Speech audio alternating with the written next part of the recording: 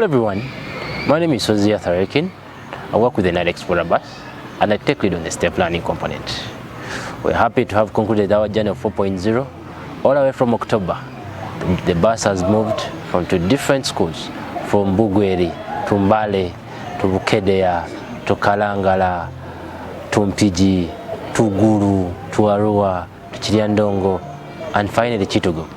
We thank the schools who have welcomed us, the students who have been so inquisitive in learning, and particularly if you have to talk about the STEM learning component, the reception, the knowledge, the learning, and so many other things that students have been able to acquire in all our trainings.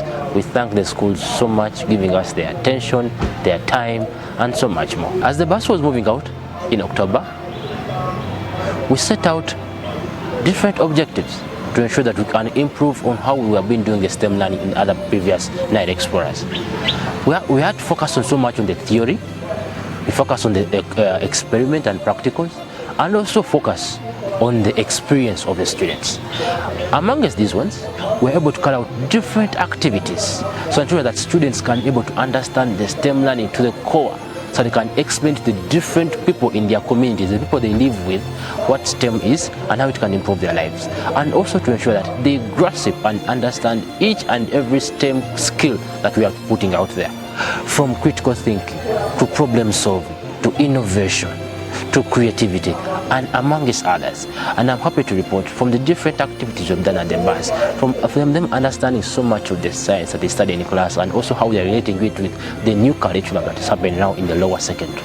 We also had to move to problem solving, virtual realities, 3D printing, and also different engineering activities. So amongst all these ones, the students have been able to come up with they've been able to identify different problems in their communities. And I'm happy to report that we have trained over 500 students and above into these different skills, and they have been able to acquire all these skills. They are now better problem solvers. They have been able to identify challenges and problems in their communities. They are able to differentiate the challenge and the problem, and the best thing is that they have now the necessary skills to ensure that they can solve these problems in their communities as they wait for the intervention of the government. I'm happy to report we have been able to receive different outstanding projects. Take an example, when we're in Kalangala, the students are able to make prototypes and projects about life jackets, because they figure out that they have issues of life jackets. They are scarce in the island areas. So they made life jackets, so they can sell fishermen and the people who live around the island areas. And also I want to highlight the school in Chiriandongo, that was Chiriandongo SS. They are able to identify different projects there with things that can impact, that can improve the lives of the people in the refugee communities and also the people around them, from how using roads properly to also doing other projects in their communities. So we think the students will be able to take up these initiatives, go back to their communities and be able to solve the different challenges they come up with, they can find in their communities. And we're happy to report that we have trained better leaders who are going to start from acting from right in school till in their communities. And also I'm happy to report that most of our students are now digitally literate, and this since we are living to the world whereby digital literacy, digital skills are taking center stage. So our students have learned different career paths they can take on in the digital field, the technological field, and some are better programmers now, some now they can go back and teach the people in their villages how to use a computer, how can they improve the businesses at home, how can they improve the schools, using the different computer skills that they have now acquired.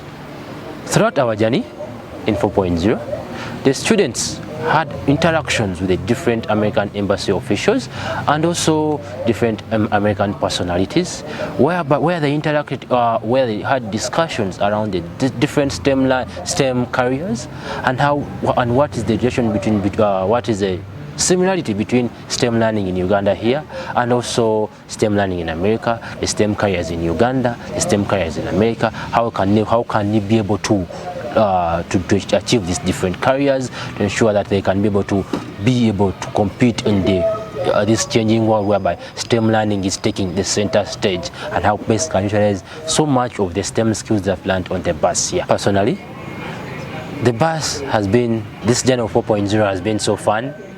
loving, a lot of learnings, a lot of seeing new different places where the bus has not been to, different schools, different students, all throughout the country. Right now, right from day one, we used to meet students who can't even speak. They are not confident, they can't present themselves, they are shy. But at the end of the day, on day 4, when the bus is about to leave, when they're making their presentation, a child is able to stand up, make an argument, make a presentation with a lot of research. You see the creativity come out of the person, and we feel like as if this gives so much joy to the trainers that the work we are doing is being appreciated and being received positively amongst the students. And we think we shall continue doing more and more and more and more and more in the other upcoming Nile Explorers. And we look forward to Nile Explorer 5.0 because we'll be meeting more students, more learnings from them, and we are really prepared for them so that they can learn more, to teach them so they can enjoy what the bus has to offer and so much. Thank you, Nile Explorer and the team.